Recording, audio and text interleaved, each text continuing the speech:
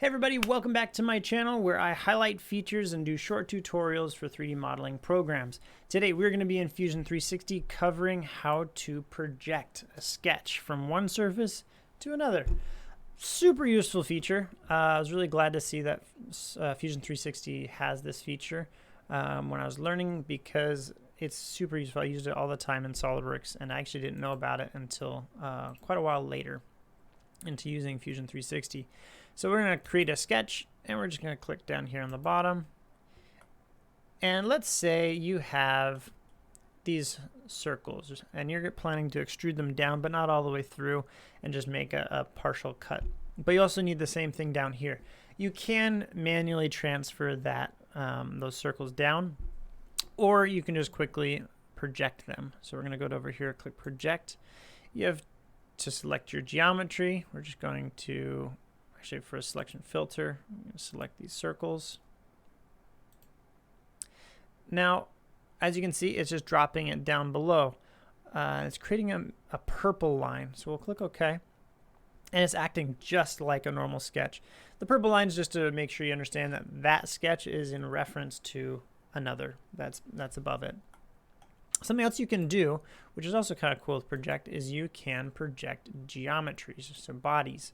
So we can actually click on this and it's going to project the shadow, if you will, of this object all the way down here. One of the interesting things about projections, it doesn't really work very well, but something that you can do, you may need it for some reason to manipulate, is the planes don't have to be parallel. So we're going to do another sketch, and let's just use this guy down here.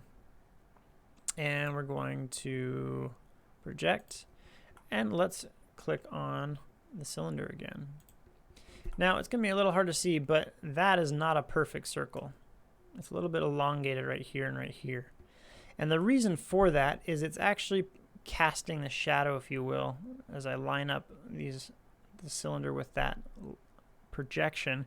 You can see it's not catching the perfect cylinder. It's actually catching it at an angle. So kind of cool, kind of useless in my mind. But again, there's always somebody who finds a use for it, which is one of the awesome things about 3D modeling.